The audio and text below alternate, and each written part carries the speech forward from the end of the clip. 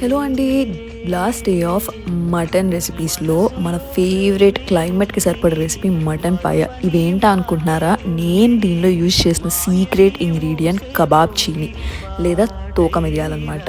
మిగతావన్నీ మన ఇంట్లో దొరికేవే యూజ్ చేసుకున్న స్పైసెస్, ఉల్లిపాయలు, టొమాటో, కారం, ఉప్పు అన్నీ ఏసేసుకొని మగ్గనిచ్చాక 4 కాళ్ళేసుకొని వాటిని ఫ్రై చేసుకున్న.